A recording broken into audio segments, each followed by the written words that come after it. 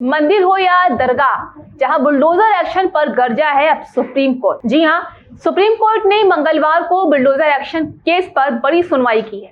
इस दौरान supreme court ने कहा है कि सार्वजनिक सुरक्षा सर्वोपरि है और सड़क, जल निकायों या रेल पटरियों पर अतिक्रमण करने वाले किसी भी धार्मिक ढांचे को हटाना जाना चाहिए। कोर्ट ने जोर देकर कहा कि भारत एक धर्मनिरपेक्ष देश है और बुलडोजर कार्रवाई अतिक्रमण विरोधी अभियान के लिए उसके निर्देश सभी नागरिकों के लिए होंगे, चाहे वे किसी भी धर्म को मानते हो। वहीं सुनवाई के दौरान यूपी सरकार के लिए सॉलिसिटर जनरल तुषार मेहता पहुंचे। हालांकि वो मध्य प्रदेश और राजस्थान की तरफ से पेश हुए। उन्होंने कहा है कि मेरा सुझाव है कि रजिस्टर्ड डाक से नोटिस भेजने की व्यवस्था होनी चाहिए, जहां 10 दिन का समय भी देना चाहिए। मैं कुछ तथ्य रखना चाहता हूं।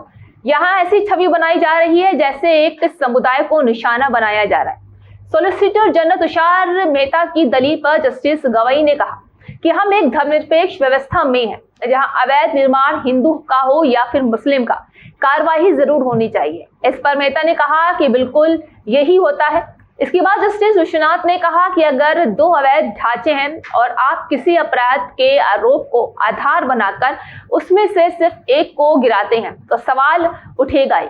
इस दौरान जस्टिस गवई ने कहा है कि मैं जब मुंबई में जज था तो खुद भी फुटपाथ से अवैध निर्माण हटाने का आदेश दिया था, लेकिन हमें ये समझाना होगा कि अपराध का आरोपी या दोषी होना मकान गिराने का आधार नहीं हो सकता है। इसे बुलडोजर जस्टिस भी कहा जा रहा है। मेहता की दलील सुनने के बाद जस्टिस विश्वनाथ ने कहा है कि किसी जगह रहते परिवार को वैकल्पिक इंतजाम के लिए भी 15 दिन का समय मिलना चाहिए था। घर में बच्चे और बुजुर्ग भी रहते हैं, लोग अचानक कहां जाएंगे। इस पर मेहता ने कहा कि मैं सिर्फ यही कह रहा हूं कि कोर्ट को ऐसा समाधान नहीं देना चाहिए जो कानून में नहीं है।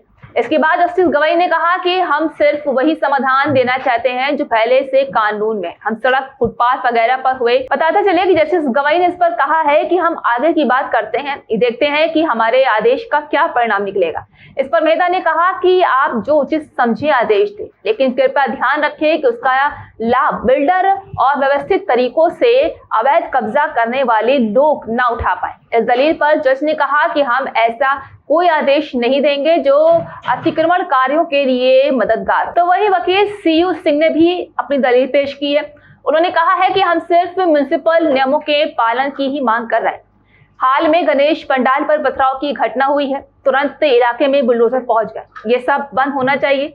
जहां यूपी में जावेद मोहम्मद का घर उनकी पत्नी के नाम था, जावेद पर भीड़ को लेकर हिंसा का आरोप लगा, जहां पूरा 2 मंजिला मकान गिरा दिया गया। इतना ही नहीं, ये इतना आम हो गया है कि इन बातों को बताकर चुनाव भी लड़ा जा रहा है। दलील सुनने के बाद जस्टिस विश्वनाथ ने कहा कि हमारा मानना है कि तोड़ने की कार्रवाई तभी होनी चाहिए जब ये आखिरी विकल्प हो।